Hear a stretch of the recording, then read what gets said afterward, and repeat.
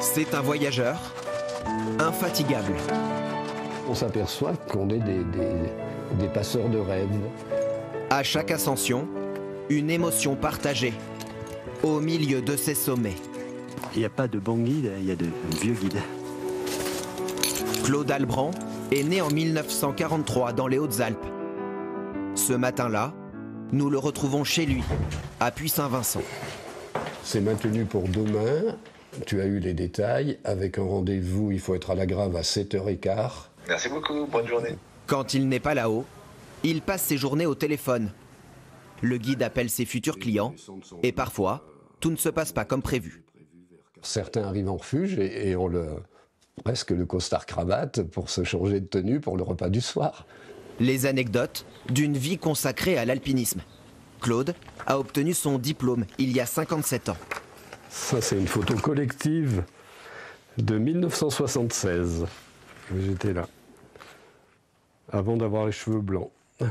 À 82 ans, il est le plus vieux guide de haute montagne de France, encore en exercice. Je suis en forme comme quand j'avais 30 ou 40 ans, ce qui m'étonne moi-même, ce qui étonne évidemment la plupart de mes confrères qui, à 45 ans, ont mal aux hanches, mal aux genoux. C'est un hasard ou un coup de chance.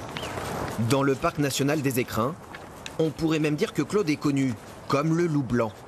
La preuve, cette rencontre totalement imprévue avec des randonneurs. Comment c'est votre nom? Moi, je m'appelle Claude Albrand. Oh, bah oui. C'est le monsieur qui a 82 ans et qui a fait X fois. Ah, on a le même âge. On est venu voir la barre des Écrins qui est cachée dans le nuage. Et en effet, j'y étais il y a quelques jours pour la 800e fois. Bah, je l'admire, hein. À 82 ans, je voudrais bien. Ah oui, chapeau. Plus haut sommet du massif, la barre des Écrins culmine à 4102 mètres d'altitude.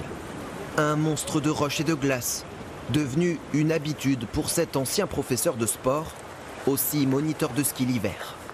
Je n'ai jamais travaillé de ma vie, je n'ai pas besoin de retraite. Je n'ai jamais travaillé, tous les métiers que j'ai faits, c'était des métiers passion.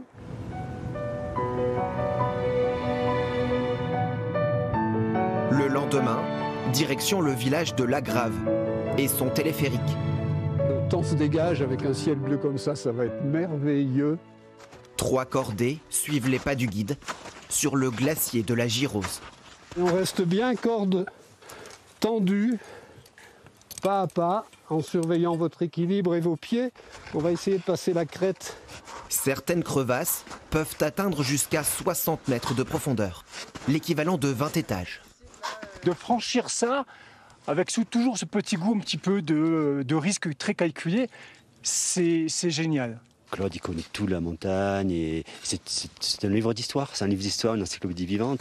Voilà, doucement, des petits pas. Du Pérou à l'Australie, ces expéditions l'ont mené aux 4 coins du monde. Son métier de guide évolue avec le temps, tout comme la montagne, soumise aux bouleversements climatiques. Il y a certains itinéraires qu'on a été obligé de modifier, voire même certains d'abandonner complètement. Claude Albrand veut transmettre ses valeurs à la nouvelle génération. Mélange de passion et de résilience. Mais quand arrêtera-t-il sa carrière? Raccrocher les crampons, je ne sais pas, mais ce que je sais, c'est que j'arrêterai dans les 18 ans qui viennent.